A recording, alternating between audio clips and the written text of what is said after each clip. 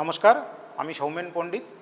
Electronics ক্লাসরুমে আজকের আমরা আলোচনা করব intrinsic semiconductor, extrinsic semiconductor, N type semiconductor, P type semiconductor এবং ডোপিং কিভাবে করা হয় এই বিষয়গুলো নিয়ে আজকের তোমাদের সঙ্গে আমি আমার নলেজ শেয়ার করব। তো প্রথমে আমরা চলে আসি ইন্ট্রিনসিক সেমিকন্ডাক্টর নিয়ে। ইন্ট্রিনসিক সেমিকন্ডাক্টর বলতে কী বোঝায়? ইন্ট্রিনসিক সেমিকন্ডাক্টর বলতে বোঝায় যে purest form of semiconductor is called intrinsic semiconductor.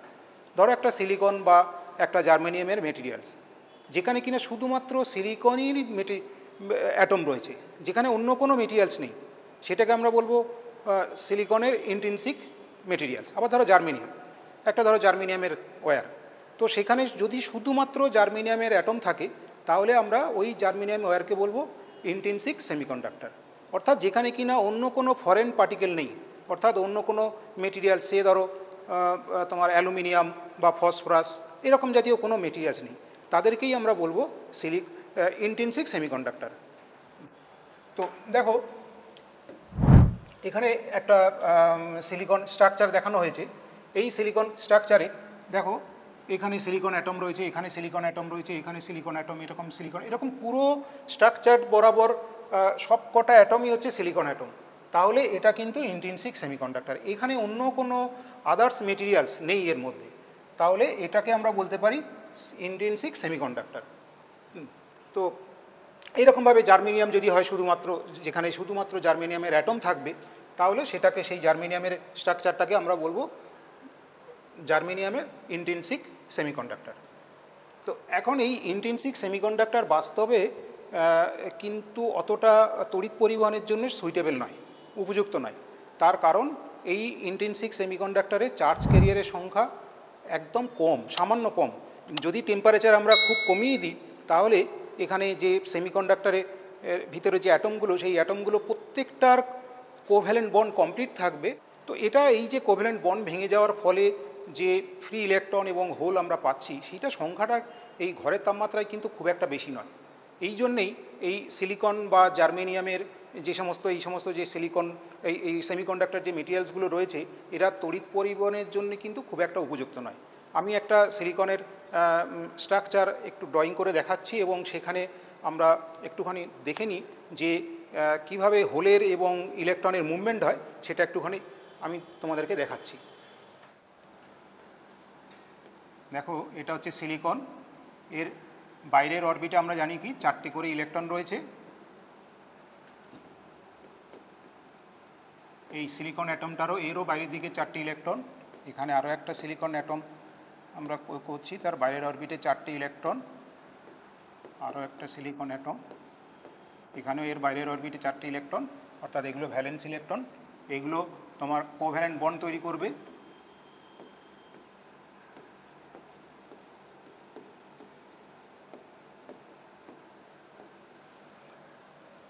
আর একটু করে নিই।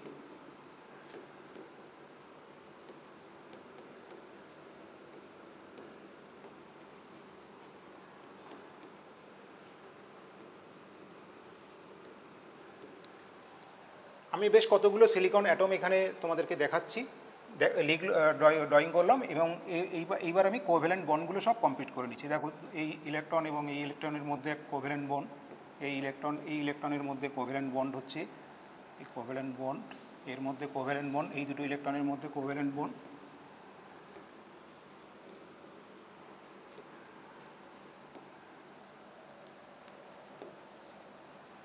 এইভাবে থ্রু আউট দ্য সলিডে সিলিকনগুলো, প্রত্যেকটা সিলিকন অ্যাটম এইভাবে কোভ্যালেন্ট বন্ড তৈরি করে থাকে।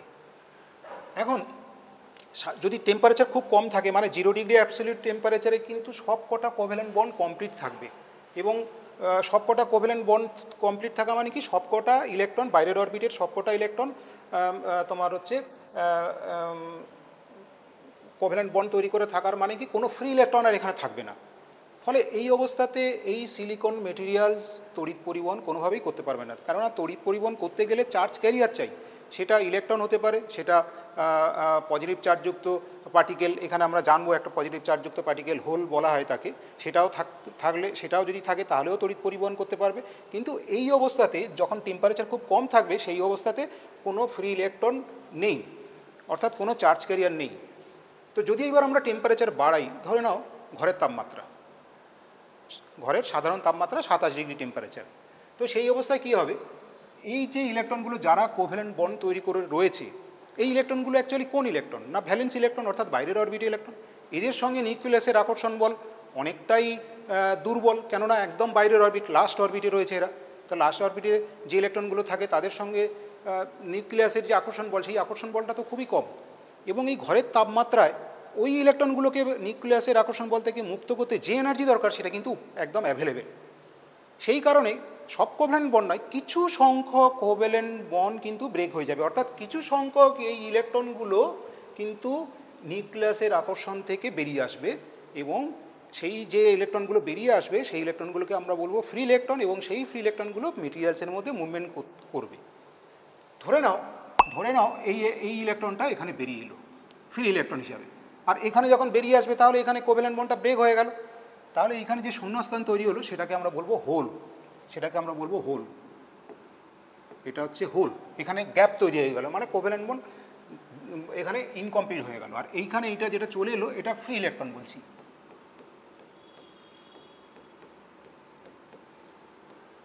Free electron.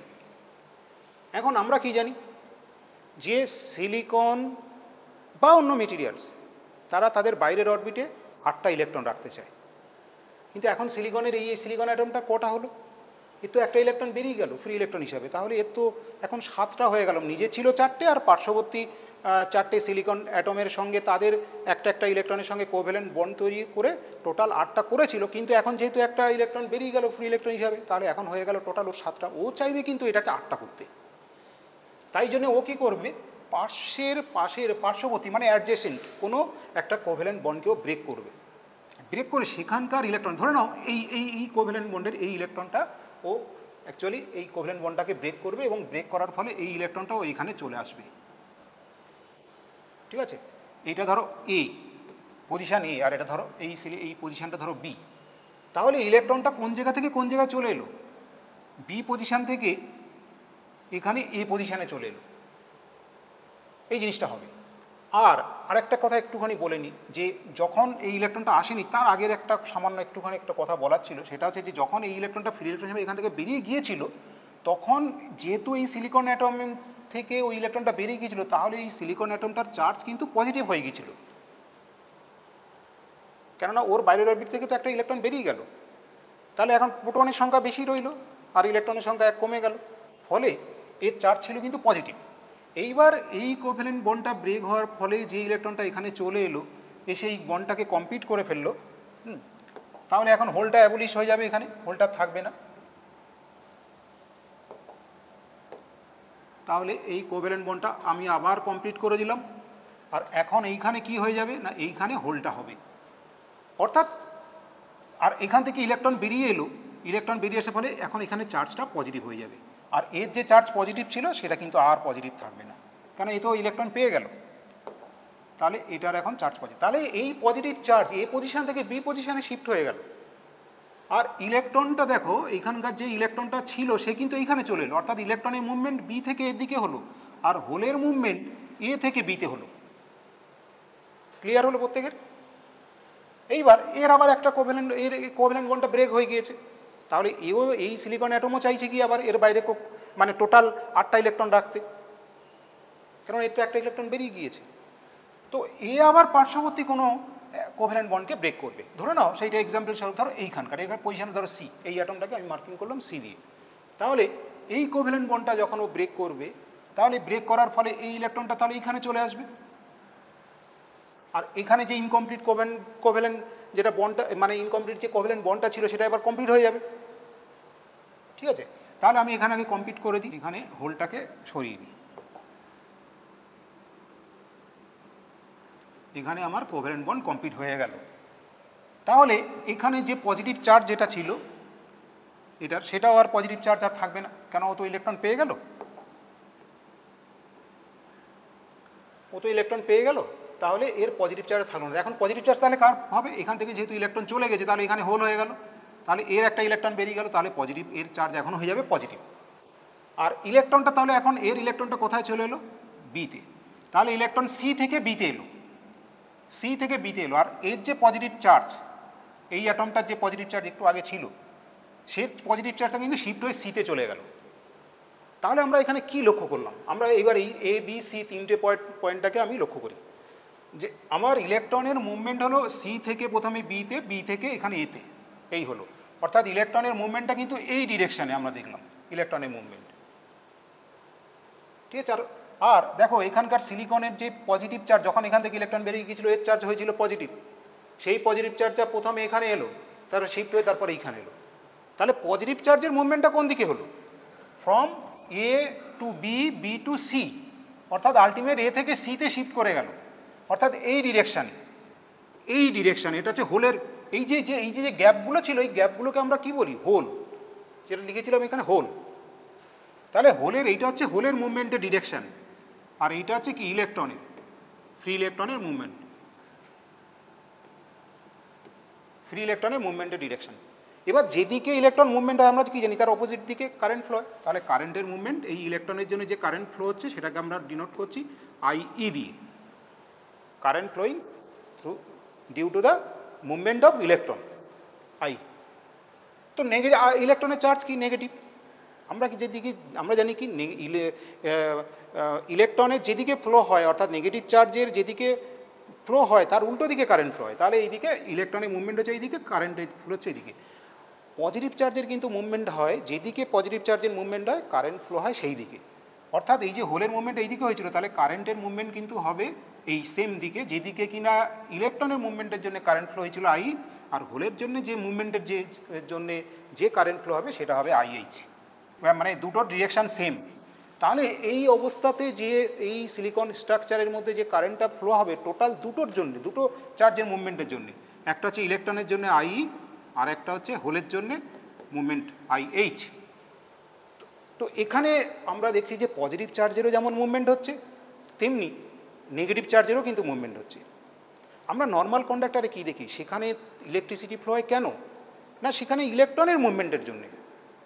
কিন্তু সেমিকন্ডাক্টারে কী দেখছি? সেমিকন্ডাক্টারে দেখছি এখানে নেগেটিভ চার্জযুক্ত ইলেকট্রন তো মুভমেন্ট করছেই, পাশাপাশি আর একটা পজিটিভ চার্জ সেটাও কিন্তু মুভমেন্ট করছে এর মধ্যে, এবং তার জন্য একটা কারেন্ট এখানে পাচ্ছি, সেটাকে বলছি আমরা হোল কারেন্ট। হোল কারেন্ট এখানে পজিটিভ চার্জ বলতে কোন কোন কোন এগুলো? না, যেখানে কিনা ইনকমপ্লিট কোভ্যালেন্ট বন্ড থেকে যাচ্ছে, সেই জায়গাগুলো যেগুলো গর্তের সৃষ্টি হচ্ছে, আমরা বলি হোল, এটাকে গর্ত, তার চার্জ কিন্তু তোমার হচ্ছে পজিটিভ। সেই পজিটিভ চার্জের মুভমেন্টের জন্যও আমরা এখানে কারেন্ট দেখতে পাচ্ছি। তার সেমিকন্ডাক্টরে তাহলে আমরা একটা ডিফারেন্স পেয়ে গেলাম। সেমিকন্ডাক্টরের সঙ্গে কন্ডাক্টরের, নর্মাল কন্ডাক্টরের একটা ডিফারেন্স পাচ্ছি, যে নর্মাল কন্ডাক্টরে কারেন্ট ফ্লো হয় due to the movement of only electron, whereas সেমিকন্ডাক্টরে কারেন্ট ফ্লো হয় due to the movement of electron and due to the movement of hole. তো এই জিনিসটা কিন্তু নর্মালি একটা আনবায়াস সেমিকন্ডাক্টরের মধ্যে চলতেই থাকবে। মানে যখন কোনো একে কোনো পোটেনশিয়াল কোনো সোর্সের সঙ্গে আমরা কানেক্ট করিনি, এই ঘটনাটা র্যান্ডমলি চলতে থাকবে। এর জন্য আমরা নিট কারেন্ট কিন্তু এই যে মুভমেন্ট হচ্ছে বলে ভাবছি যে তাহলে তো একটা কারেন্ট পেয়ে যাব না। একটা ইউনিট ক্রস সেকশন যদি আমরা চিন্তা করি, যতগুলো ইলেকট্রন এদিকে ক্রস করছে, মানে এক সাইড থেকে উল্টো দিক থেকে ততগুলো ইলেকট্রন ক্রস করছে, ফলে ultimate net current equal to কিন্তু জিরো। ইলেকট্রনের মুভমেন্ট এটা চলতেই থাকবে, এই র্যান্ডমলি এটা চলবেই এই রুম টেম্পারেচারে, কিন্তু এর জন্য আমরা নিট কারেন্ট কিছু পাবো না। কিন্তু এইটুকু আমরা শিখলাম এই আলোচনা থেকে যে সেমিকন্ডাক্টরের ভিতরে যে কারেন্ট ফ্লো হয় সেটা বেসিক্যালি দুটো চার্জ ক্যারিয়ার মুভমেন্টের জন্যে, একটা হচ্ছে ইলেকট্রনের জন্য আর একটা হচ্ছে হোলের জন্যে। এইটা আমরা এইটুকু এখানে জানলাম। তো এই অবস্থাতে কিন্তু এই সেমিকন্ডাক্টর কিন্তু মানে যে ধরো এই যে কোভ্যালেন্ট বন্ডের একটা ব্রেকিং, কিছু কোভ্যালেন্ট বন্ড ব্রেক হবে রুম টেম্পারেচারে, এবং তার জন্যে যে কারেন্ট, যদি এটাকে আমি কোনো একটা সোর্সের সঙ্গে যদি কানেক্ট করে দিই আর কি, মানে পোটেনশিয়াল ডিফারেন্সের সঙ্গে কোনো ভোল্টেজ সোর্সের সঙ্গে যদি কানেক্ট করি, তাহলে যে পরিমাণ কারেন্ট ফ্লো হবে সেটা কিন্তু প্র্যাকটিক্যালি মানে তাকে কোনো কাজে লাগানো যাবে না। সেই জন্যে এই পিওর সেমিকন্ডাক্টর, যেখানে শুধুমাত্র অনলি সিলিকন অ্যাটম রয়েছে, এখানে আমি সিলিকনের কথা বলছি, এইরকম অন্য কোনো পিওর সেমিকন্ডাক্টর সে কিন্তু মানে প্র্যাকটিক্যালি তার অ্যাপ্লিকেশান বলতে গেলে নেই। কেন না, সামান্য চার্জ ক্যারিয়ার রয়েছে, সামান্য কয়েকটা ফ্রি ইলেকট্রন রয়েছে, তা তো ও দিয়ে কি যে মুভমেন্টের জন্য যে কারেন্ট ফ্লো হবে সেই কারেন্টকে আমরা কোনো কাজে লাগাতে পারবো না। সেই জন্য বাস্তবে কিন্তু এই ইন্ট্রিনসিক সেমিকন্ডাক্টরকে আমরা ব্যবহার করতে পারি না। তার জন্য আমাদেরকে যেটা করতে হবে, এর সঙ্গে কিছু মেশাতে হবে, মিশিয়ে আমাদের কী করতে হবে, এর কারেন্ট লেভেলটাকে বাড়াতে হবে, অর্থাৎ কন্ডাকশান প্রপার্টিসটাকে ইমপ্রুভমেন্ট করতে হবে। তো অর্থাৎ যে মানে এই অবস্থাতে যে কারেন্ট ফ্লো হচ্ছে সেই কারেন্টের পরিমাণটাকে আমাকে বাড়াতে হবে। এখন কারেন্টের পরিমাণ যদি আমরা বাড়াতে চাই, কিভাবে বাড়াবো? তাহলে ওই বললাম যে কিছু ইম্পিউরিটি মেটেরিয়ালস মানে আদার্স দেন দ্য সেমিকন্ডাক্টর, এইরকম ধরনের কিছু ইম্পিউরিটি আমরা এখানে অ্যাড করে দেবো, যাতে করে কিছু চার্জ ক্যারিয়ারের সংখ্যা বেড়ে যায়। এবার এখানে তো আমরা দেখছি যে সেমিকন্ডাক্টরে, এই ইন্টেনসিভ সেমিকন্ডাক্টরে আমরা দেখছি যে দু রকম চার্জ ক্যারিয়ার কারেন্ট কন্ডাকশানে পার্টিসিপেট করে, একটা বলছি যে ইলেকট্রন আর একটাকে বলছি হোল। তাহলে আমরা কী করবো, দুটোকেই কি একসঙ্গে বাড়াবো? না, ওই রকম নয়। অ্যাট এ টাইম যে কোনো একটা চার্জ ক্যারিয়ারকে বাড়ানোর চেষ্টা করবো। আইদার ইলেকট্রনকে বাড়াতে পারি অথবা আইদার হোলকে বাড়াতে, যে কোনো একটা। যদি আমরা ইলেকট্রনকে বাড়ানোর চেষ্টা করি কোনো একটা উপায়, সেই উপায়টাই নিয়ে এইবার আলোচনা করব। সেই তখন যে সেমিকন্ডাক্টর তৈরি হয়ে যাবে তখন সেটাকে আমরা বলবো এন টাইপ সেমিকন্ডাক্টর। এবং যদি আমরা হোলকে বাড়ানোর চেষ্টা করে যদি তার কারেন্ট কন্ডাকশান প্রপার্টিসটাকে বাড়াই, তাহলে তখন সেই সেমিকন্ডাক্টরকে বলবো পি টাইপ সেমিকন্ডাক্টর। তো দুটো ওয়েতে আমরা আস্তে আস্তে করে এবার ডিসকাস করব। তা এইবার একটুখানি বলে নিই যে এক্সট্রিনসিক সেমিকন্ডাক্টর কী। তাহলে এক্সট্রিনসিক সেমিকন্ডাক্টর হচ্ছে কি পিওর সেমিকন্ডাক্টরের সঙ্গে কিছু মানে অবিশুদ্ধ মেটেরিয়ালস, অর্থাৎ ইম্পিউরিটি, এটাকে আমরা বলে থাকি ইম্পিউরিটি মেটেরিয়ালস অ্যাড করবো। এবং এই অ্যাড করার পদ্ধতির নাম হচ্ছে ডোপিং, DOPING। এটাকে বলা হবে ডোপিং, এই মেথডটাকে বলা হবে যে ডোপিং, যে মেথডের মাধ্যমে আমরা কিছু পিওর সেমিকন্ডাক্টরের সঙ্গে কিছু ইম্পিউরিটি মেটেরিয়ালস অ্যাড করব। কেন করব না, কারেন্ট কন্ডাকশান প্রপার্টিসটাকে ইনক্রিজ করার জন্য। তা না হলে কী হবে না, ইন্টেনসিক সেমিকন্ডাক্টরকে আমরা বাস্তবে কাজে লাগাতে পারবো না। তাহলে ডোপিং হচ্ছে একটা মেথড, যে মেথডের মাধ্যমে আমরা সেমিকন্ডাক্টরের কারেন্ট কন্ডাকশান করার প্রপার্টিসটাকে বাড়াবো। ঠিক আছে, এইবার যেহেতু তাহলে আমি এক্সট্রিনসিক সেমিকন্ডাক্টর কী হয়ে গেল না, এক্সট্রিনসিক সেমিকন্ডাক্টর হলো কি, যেখানে আমি মানে doped intrinsic semiconductor is called the extrinsic semiconductor.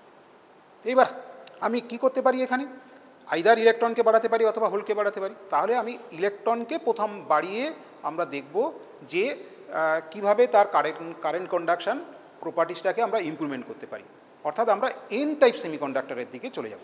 R extrinsic semiconductor তাহলে দুটো ভাগে ভাগ হয়ে গেল, একটা হচ্ছে পি টাইপ সেমিকন্ডাক্টর, একটা হচ্ছে এন টাইপ সেমিকন্ডাক্টর। ঠিক আছে, তাহলে আমরা প্রথমে আলোচনা করি এন টাইপ সেমিকন্ডাক্টর নিয়ে।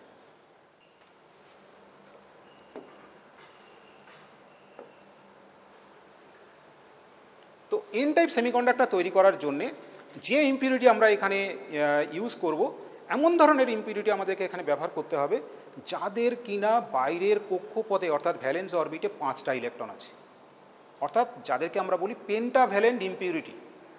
কী কী ধরনের মেটেরিয়ালস এরকম, ধরো ফসফরাস, আর্সেনিক, বিসমাথ, এইরকম ধরনের কিছু মেটেরিয়ালস আছে। এর তুমি লক্ষ্য করে দেখবে এরা পিরিয়ডিক টেবিলে এরা 5 নম্বর গ্রুপে রয়েছে, অর্থাৎ এদের বাইরের কক্ষপথে 5টা ইলেকট্রন আছে। তো এইরকম ধরনের মেটেরিয়ালস আমাদেরকে চুজ করতে হবে। যেমন ধরো এখানে একটা ফসফরাসের একটা প্রেজেন্টেশন, মানে বিভিন্ন অরবিটে কোন কোন অরবিটে কী ইলেকট্রন আছে এখানে এই ছবিতে আমি দেখিয়েছি। এখানে দেখো এর বাইরের অরবিটে কটা ইলেকট্রন আছে, দেখো ফসফরাসের 1 2 3 4 5। তো এবার আমরা চলে আসি তাহলে কিভাবে তৈরি করব, কিভাবে এখানে করব। দেখো এই ছবিটা দেখো লক্ষ্য করে, এখানে আর্সেনিক নেওয়া হয়েছে ইম্পিউরিটি মেটেরিয়ালস হিসাবে। আর্সেনিকে নিয়েছে, আর্সেনিকের বাইরের অরবিটেও তোমার 5টা ইলেকট্রন আছে।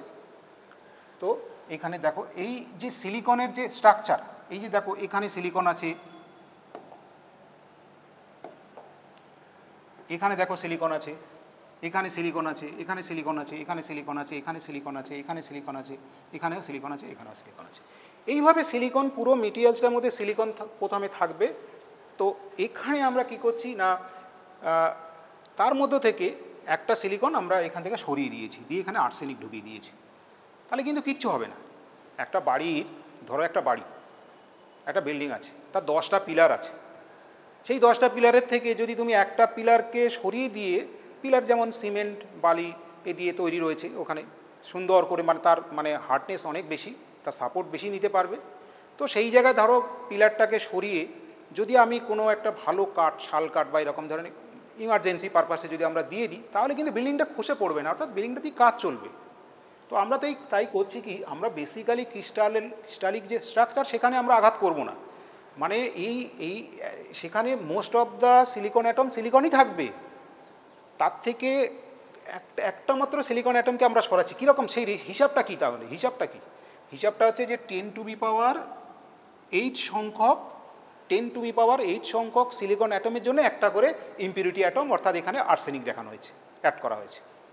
অর্থাৎ মানে আপাত দৃষ্টিতে মানে বলা যেতে পারে কি, প্রচুর সংখ্যক সিলিকনের অ্যাটম থেকে একটাকে সরিয়ে নিলাম, তাতে কি ক্রিস্টালের স্ট্রাকচার কোনো কিচ্ছু এফেক্ট হবে না, তাতে কোনো ডিস্টার্ব হবে না, ক্রিস্টালিক স্ট্রাকচার একেবারে সেম থাকবে। তো এইটা মেনটেন করা হবে। তবে এই যে আমি হিসাবটা বললাম 10⁸ সংখ্যক সিলিকন অ্যাটমের জন্য একটা ইম্পিউরিটি অ্যাটম, এটা কিন্তু মানে আমি ইন জেনারেল বললাম, এটা অ্যাপ্লিকেশনের উপর ডিপেন্ড করে কিন্তু এটা ভ্যারি করে যাবে। মানে নর্মাল এক এক রকম ডায়োডের ক্ষেত্রে, এক এক রকম পিএন জাংশনের ক্ষেত্রে এক এক রকম হবে। তো এটা জাস্ট আমি একটা জেনারেল এতে তোমাকে হিসাবটা বললাম। তো এখন আর্সেনিকে কি হবে তাহলে? এই আর্সেনিককে আমি যে সরিয়ে দিলাম, একটা আর্সেনিককে সরিয়ে দিলাম, তাহলে আর্সেনিকের দেখো, আর্সেনিকের বাইরের অরবিটে কটা ইলেকট্রন? 5টা। পেন্টাভ্যালেন্ট তো এটা, এন টাইপ সেমিকন্ডাক্টর তৈরি করছি, তাহলে এটাকে তো পেন্টাভ্যালেন্ট হতে হবে। তো 5টা ইলেকট্রনের মধ্যে 4টে ইলেকট্রন সিলিকন থাকাকালীন 4টে ইলেকট্রন তো তার বাইরের অরবিট, সিলিকনের বাইরের কক্ষপথে 4টে ইলেকট্রন ছিল, এরও আর 5টা অ্যাটম আছে, তাহলে সিলিকন থাকাকালীন যেমন সে সিলিকনের 4টে ইলেকট্রন পার্শ্ববর্তী 4টে সিলিকন অ্যাটমের সঙ্গে কোভ্যালেন্ট বন্ড তৈরি করেছিল, এই আর্সেনিকও কিন্তু তাই করবে। আর্সেনিকও সেম করবে একদম। দেখো লক্ষ্য করে, এই যে এই আর্সেনিকের এই ইলেকট্রনটা এখানে কোভ্যালেন্ট বন্ড তৈরি করেছে, এখানে কোভ্যালেন্ট বন্ড তৈরি করেছে। নেক্সট দেখো এই ইলেকট্রনটা এই সিলিকন অ্যাটমের সঙ্গে কোভ্যালেন্ট বন্ড তৈরি করেছে। নেক্সট দেখো সিলিকনের এই অ্যাটমটা পার্শ্ববর্তী সিলিকন অ্যাটমের সঙ্গে কোভ্যালেন্ট বন্ড তৈরি করেছে। আবার দেখো এই অ্যাটমটা আর্সেনিকের পার্শ্ববর্তী সিলিকনের সঙ্গে কোভ্যালেন্ট বন্ড তৈরি করেছে। তাহলে 4টে এখানে দেখো আর্সেনিকের 4টে ইলেকট্রন কিন্তু পার্শ্ববর্তী 4টে সিলিকন অ্যাটমের সঙ্গে কোভ্যালেন্ট বন্ড তৈরি করে ফেললো, কিন্তু আর্সেনিকের তো বাইরের কক্ষপথে 5টা ইলেকট্রন ছিল, তাহলে আরেকটা ইলেকট্রন কোথায় গেল? এই যে সেই ইলেকট্রনটা এখানে দেখানো, সেই 5th নাম্বারের ইলেকট্রন, এ কিন্তু কোনো জায়গায় কোভ্যালেন্ট বন্ড তৈরি করার সুযোগ পেল না। তাহলে এর অবস্থা, পজিশনটা কী হবে?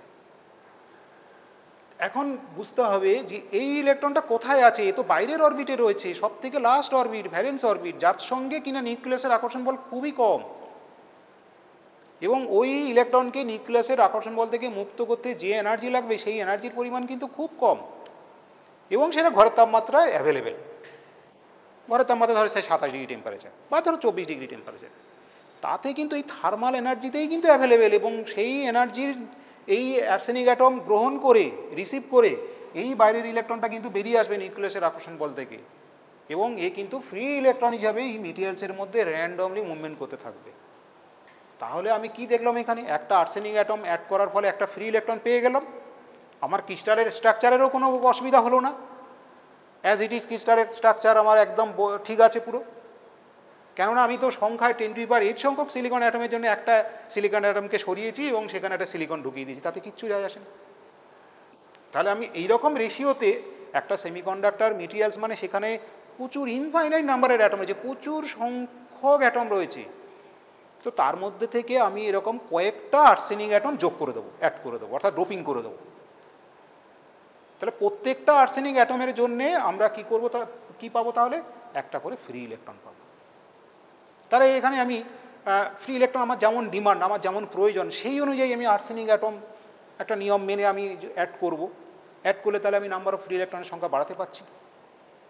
এখন এই আর্সেনিক থেকে যখন ফ্রি ইলেকট্রনটা বেরিয়ে গেল, তখন তাহলে এই আর্সেনিকের চার্জ কী হয়ে যাবে? পজিটিভ, তাই তো? আর্সেনিকের তাহলে চার্জ কী হবে? পজিটিভ। তাহলে আর্সেনিকের চার্জ যদি পজিটিভ হয় তো ঠিক আছে, এটা পজিটিভ আমি মার্ক করে দিলাম, পজিটিভ। তাহলে আর্সেনিক তাহলে আমার এই সেমিকন্ডাক্টরকে একটা ইলেকট্রন দান করলো, তাহলে এই আর্সেনিককে আমি বলবো কি? তাহলে ডোনর অ্যাটম, এবং এর চার্জ আমি দেখাবো পজিটিভ দিয়ে। আমি যখন এরপরে দেখাচ্ছি এরপরে যে সেখানে আমরা প্রত্যেকটা ইম্পিউরিটি অ্যাটমকে প্লাস সাইন দিয়ে দেখাবো, মানে প্লাস চার্জ দিয়ে, মানে তার চার্জ হচ্ছে পজিটিভ। কেন না এই ইম্পিউরিটি অ্যাটম থেকে তো ইলেকট্রন বেরিয়ে গিয়েছে, তার বাইরের অরবিটের ইলেকট্রন বা অরবিট থেকে তো ইলেকট্রনটা বেরিয়ে গিয়েছে, এবং তার ফলে তো এই আর্সেনিকের চার্জ তো পজিটিভ হয়ে যাবেই, পজিটিভ হয়ে গিয়েছে। এবং পজিটিভ হয়ে যাওয়ার জন্যে এই তোমার হচ্ছে যে এই আর্সেনিককে আমরা বলছি তাহলে যেহেতু যে একটা ইলেকট্রন সেমিকন্ডাক্টরকে ডোনেট করলো অর্থাৎ দান করলো, তাহলে আমরা একে বলছি যে ডোনর অ্যাটম। আর নেক্সট আমি আসছি, দেখো এইখানে একটু আরেকটু খুব সুন্দর একটা ছবি এখানে দেখানো হচ্ছে। তো এখানে এক্সাম্পল স্বরূপ আগের স্লাইডে আমি দেখাচ্ছিলাম, সেখানে আর্সেনিক। তো দেখো এখানে ফসফরাস নেওয়া হয়েছে, ওই একই, এরও বাইরে অরবিটে 5টা ইলেকট্রন, এই ফসফরাস সেম একদম। তো দেখো এখানে সুন্দর করে ছবিতে তুমি দেখতে পাচ্ছ 5টা কোভ্যালেন্ট, এই 4টে কোভ্যালেন্ট বন্ড কত সুন্দরভাবে তৈরি হয়ে রয়েছে, এবং এই 5 নাম্বার ইলেকট্রন এই কোভ্যালেন্ট বন্ড তৈরি করার সুযোগ পায়নি, এই ফ্রি ইলেকট্রন হিসাবে মেটেরিয়ালসের মধ্যে ঘোরাফেরা করছে। এই জায়গায় চলে আসো, এইখানে এই ছবিটায় আসো, এইটাকে আমরা রিপ্রেজেন্টেশন দেখিয়েছি। মানে একটা মেটেরিয়ালস থেকে যখন ওই মানে যখন P type N type semiconductor যখন হয়ে গেল, তখন তার যে রিপ্রেজেন্টেশনটা সেইটা আমরা এখানে দেখাচ্ছি। কি দেখাচ্ছি? এই প্লাস সাইন আমি বলেছিলাম না একটু এখানে, যে এর থেকে অ্যাটম যখন ইলেকট্রনটা যখন বেরিয়ে আসছে তখন এর চার্জ তো পজিটিভ হয়ে গেল, তার ফলে এই যে প্লাস সাইনে অ্যাটম দেখতে পাচ্ছ, এইগুলো কিন্তু অ্যাকচুয়ালি ডোনর অ্যাটম, এইগুলো হচ্ছে ডোনর অ্যাটম, অর্থাৎ এগুলো হচ্ছে ইম্পিউরিটি অ্যাটম, এবং প্রত্যেকটা অ্যাটম একটা করে ফ্রি ইলেকট্রন দিয়েছে এই আমার সেমিকন্ডাক্টরকে, এইগুলো হচ্ছে ফ্রি ইলেকট্রন, ঠিক আছে, ফ্রি ইলেকট্রন, এই যে ফ্রি ইলেকট্রন দিয়েছে, এইটা এর এইটা দেখতে পাচ্ছ। এরকমভাবে আমরা মানে একটা এন টাইপ সেমিকন্ডাক্টরকে যখন রিপ্রেজেন্টেশন করবো তখন এইভাবে প্লাস সাইন দিয়ে এরকম দেখাবো, তার মানে তুমি এটা বুঝে নেবে যে এইগুলো হচ্ছে ইম্পিউরিটি অ্যাটম যাদের চার্জ কিনা হবে পজিটিভ, ঠিক আছে। এই পজিটিভ চার্জ থাকা সত্ত্বেও এরা কিন্তু তড়িৎ পরিবহনে অংশগ্রহণ করতে পারবে না, এরা মাথায় রাখবে, কেননা এরা কিন্তু স্ট্রাকচার, এরা কিন্তু মুভমেন্ট করতে পারবে না। ফলে এই যে ইম্পিউরিটি অ্যাটমগুলো যোগ করব, তাদের থেকে যখন ইলেকট্রনটা বেরিয়ে আসবে অ্যাজ এ ফ্রি ইলেকট্রন হিসাবে, তারা কিন্তু পার্টিসিপেট করতে পারবে না কারেন্ট কন্ডাকশানে, তাদের চার্জ পজিটিভ হওয়া সত্ত্বেও, কেননা এরা হচ্ছে মানে একটা বিল্ডিংয়ের যেমন পিলার হচ্ছে মেন পার্ট, তারা মুভমেন্ট করতে পারে না, তেমনি এগুলো হচ্ছে তাই স্ট্রাকচারের একটা অংশ, ফলে এরা মুভমেন্ট করতে পারবে না চার্জ পজিটিভ থাকা সত্ত্বেও। এখানে যেটা চার্জ যারা তড়িৎ পরিবহনে অংশগ্রহণ করবে তারা হচ্ছে ফ্রি ইলেকট্রন। আচ্ছা, এইবার আমি ধরে নাও যে একটা এন টাইপ সেমিকন্ডাক্টর আমরা তৈরি করেছি, এবং সেখানে আমি ডোপিং করেছি, ডোপিং করে তার কারেন্ট কন্ডাকশান প্রপার্টিসটাকে অনেকটা বাড়িয়ে দিয়েছি। ধরে নাও আমি 20টা ইম্পিউরিটি অ্যাড করেছি এই সেমিকন্ডাক্টরে, 20টা ফসফরাস অ্যাটম আমি এখানে অ্যাড করেছি। তাহলে 20টা যদি ফসফরাস অ্যাটম অ্যাড করি, তাহলে আমি কটা ফ্রি ইলেকট্রন পাবো? 20টা ফ্রি ইলেকট্রন পাবো। তাহলে আমি এখানে হিসাবটা একটু লিখি।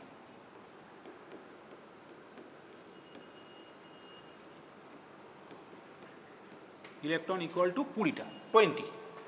এটা কি না, এইটা হচ্ছে যে আমি 20টা ইম্পিউরিটি অ্যাড করার ফলে আমি 20টা এখানে ফ্রি ইলেকট্রন পেয়েছি। এর জন্যে কিন্তু এই ইম্পিউরিটি অ্যাড করার জন্যে আমি কিন্তু কোনো হোল পাবো না, এখানে শুধুমাত্র ইলেকট্রন ফ্রি ইলেকট্রন পাবো।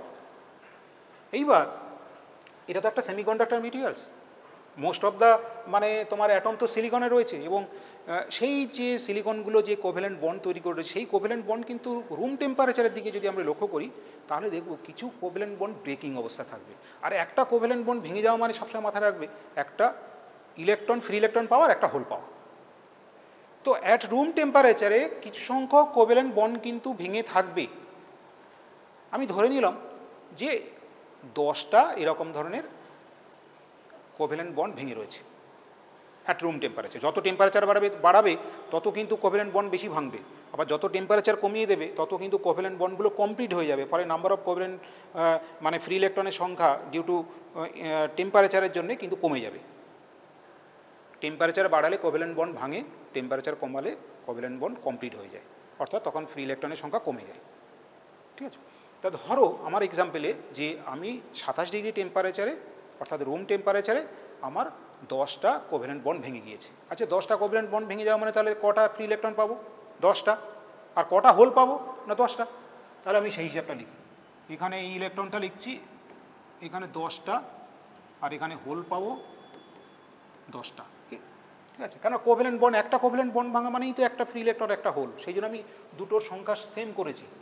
এইবার এই সেমিকন্ডাক্টরের টোটাল তাহলে কতগুলো ইলেকট্রন আছে আর কতগুলো হোল আছে সেটার হিসাব করব। দেখো ইলেকট্রন কটা হবে? টোটাল হবে 30টা, আর হোল কটা হবে? দেখো হোল 10টা। তাহলে এই যে এন টাইপ সেমিকন্ডাক্টর আমরা তৈরি করেছি, এই এন টাইপ সেমিকন্ডাক্টরে আমি দু রকম চার্জ ক্যারিয়ার আমি দেখতে পাচ্ছি। একটা হচ্ছে ফ্রি ইলেকট্রনের সংখ্যা হচ্ছে 30টা, এই 30টার মধ্যে 20টা পেয়েছি কি কারণে, না ইম্পিউরিটি অ্যাড করার কারণে, আর 10টা পেয়েছি তোমার হচ্ছে কোভ্যালেন্ট বন্ড ভেঙে যাওয়ার জন্য। আর হোল কটা আছে? 10টা। তাহলে সব কোন চার্জ ক্যারিয়ারের সংখ্যা বেশি আছে? ইলেকট্রনের। তাহলে এখানে ফ্রি ইলেকট্রনগুলোকে বলবো মেজরিটি চার্জ ক্যারিয়ার। ঠিক আছে, এই যে ফ্রি ইলেকট্রনগুলো তুমি দেখতে পাচ্ছ, এরকম তো আরও তুমি ফ্রি ইলেকট্রন দেখতে পাবে, সেই ফ্রি ইলেকট্রনগুলোকে এন টাইপ সেমিকন্ডাক্টরের ক্ষেত্রে এদেরকে বলবো তোমার হচ্ছে majority charge career.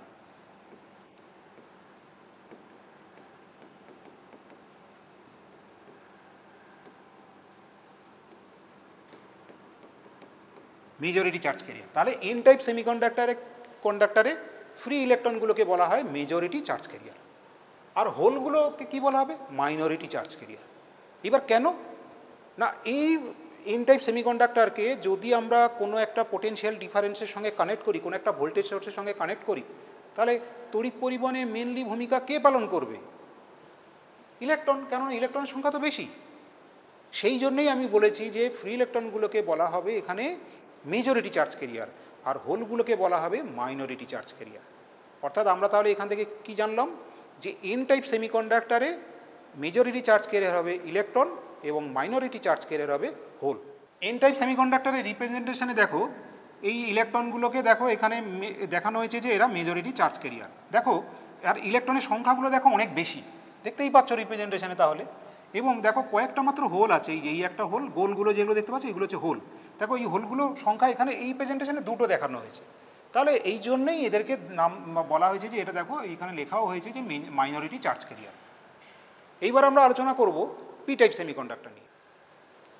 P type semiconductor তৈরি করতে গেলে আমাদের এমন ধরনের এখানে ইম্পিউরিটি আমাদের যোগ করতে হবে যে সমস্ত ইম্পিউরিটির বাইরের অরবিটের ইলেকট্রনের সংখ্যা 3, অর্থাৎ যাদেরকে আমরা বলি ট্রাইভ্যালেন্ট ইম্পিউরিটি। ট্রাইভ্যালেন্ট ইম্পিউরিটি এরকম ধরনের কী কী মেটেরিয়ালস হতে পারে?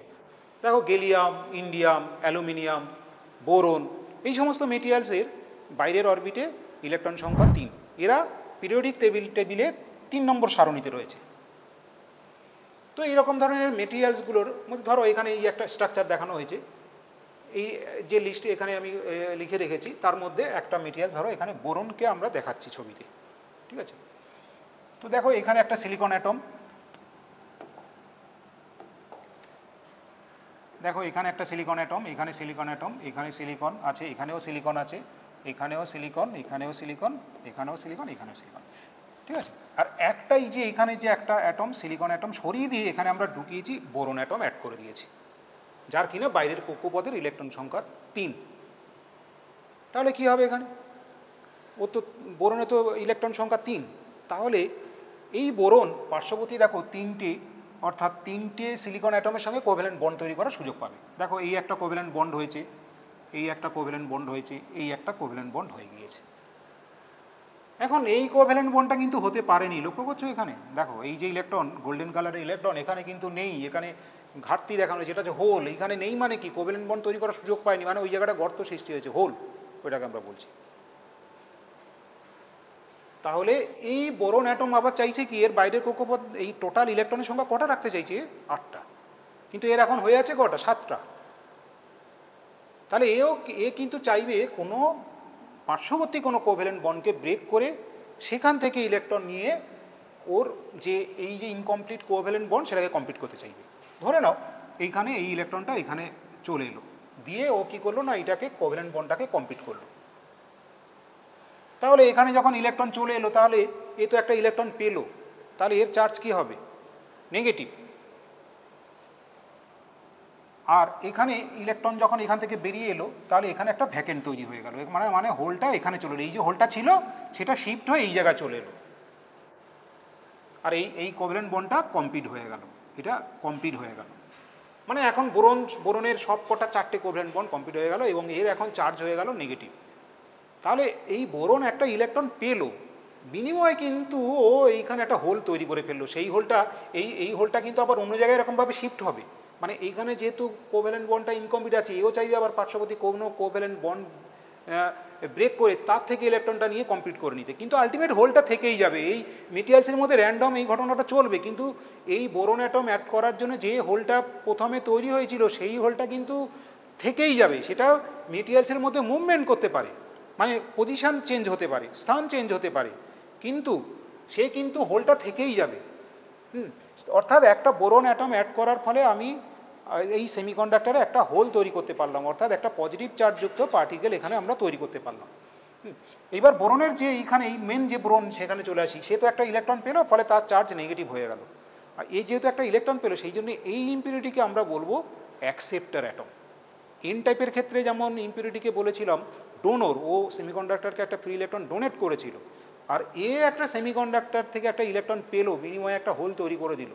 অর্থাৎ এই বোরন অ্যাটম অ্যাড করার ফলে একটা হোল তৈরি হলো, আর এ একটা যেহেতু ইলেকট্রন পেলো, সেই জন্য এটাকে আমরা বলি অ্যাকসেপ্টার অ্যাটম, অ্যাকসেপ্টার।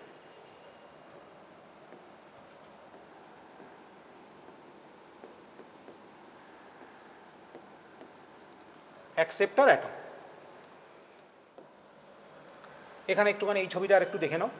এই ছবিটাতে দেখো একটা ওই তোমার সিলিকনের একটা স্ট্রাকচার দেখানো হয়েছে, এবং এখানে একটা ইম্পিউরিটি অ্যাড করা হয়েছে, যার কিনা বাইরের অরবিটে ইলেকট্রন সংখ্যা 3, এবং এখানে একটা হোল দেখানো হয়েছে।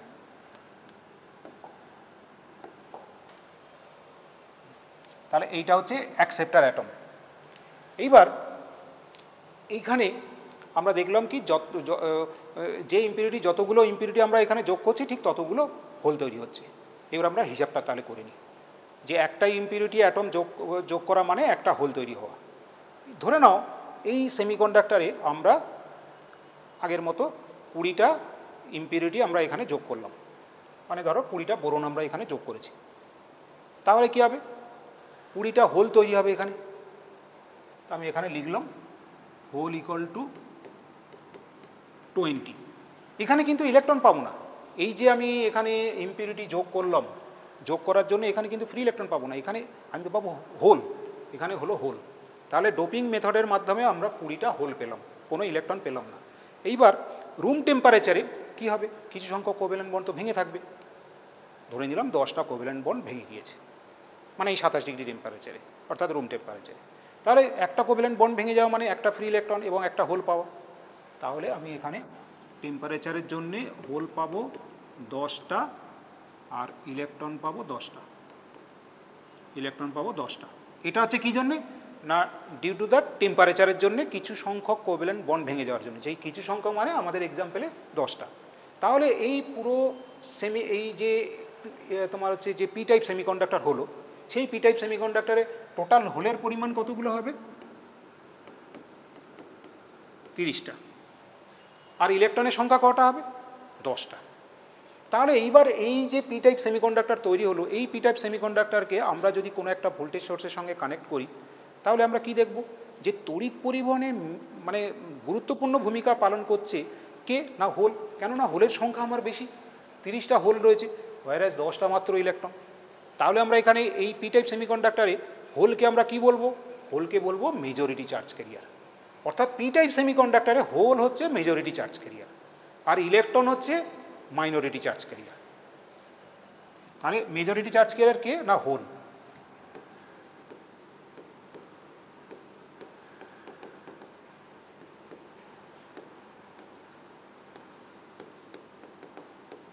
চার্জ ক্যারিয়ার হচ্ছে হোল, আর মাইনরিটি চার্জ ক্যারিয়ার কী হবে না ইলেকট্রন। এখানে স্ট্রাকচারটা দেখো, যেখানে আমরা রিপ্রেজেন্টেশন করি একটা পি টাইপ সেমিকন্ডাক্টরকে রিপ্রেজেন্টেশন করি, সেখানে দেখো এই যে মাইনাস সিম্বল মানে কি না, এগুলো হচ্ছে কি অ্যাকসেপ্টার অ্যাটম, অর্থাৎ ইম্পিউরিটি অ্যাটম। এই যে এইটা যে অ্যাটমগুলো, এই মানে প্রত্যেকটা অ্যাকসেপ্টার অ্যাটমের জন্য একটা করে হোল পেয়েছি। দেখো এই একটা অ্যাকসেপ্টারের জন্য এখানে একটা হোল, এই অ্যাকসেপ্টার অ্যাটমের জন্য এই একটা হোল, এই একটা অ্যাকসেপ্টার অ্যাটম এর জন্য একটা হোল, এইরকম প্রত্যেকটা অ্যাকসেপ্টারের জন্য একটা করে হোল এই মানে রিপ্রেজেন্টেশনে দেখানো হয়েছে। আর কিছু সংখ্যক ইলেকট্রনকে দেখানো হয়েছে।